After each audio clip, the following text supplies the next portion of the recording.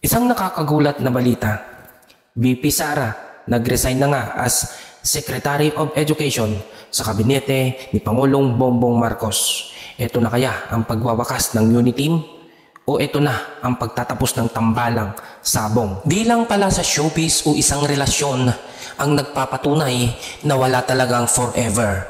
Meron din pala ito sa politika. Ang akala nating hindi matitibag o hindi maghihiwalay ang Sara o BBM Sara tandem. Pero akala lang pala natin yon. At ganun pa man mga kapatid, ganun talaga ang buhay.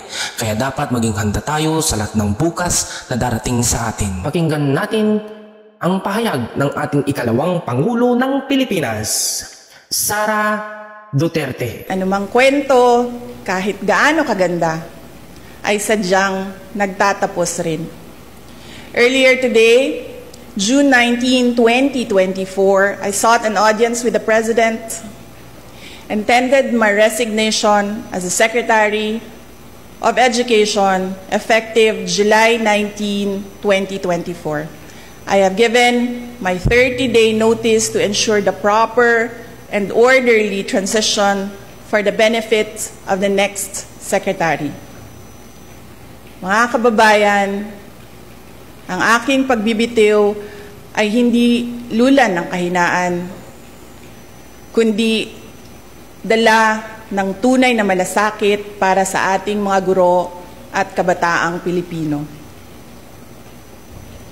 Bagamat hindi ako magpapatuloy na mamamahala sa kagawaran, patuloy pa rin nating itataguyod ang kalidad ng edukasyon na nararapat para sa Pilipino.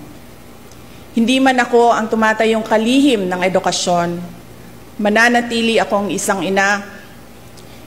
ina na nagmamatyag at titindig para sa kapakanan ng bawat guro at bawat mag-aaral sa Pilipinas.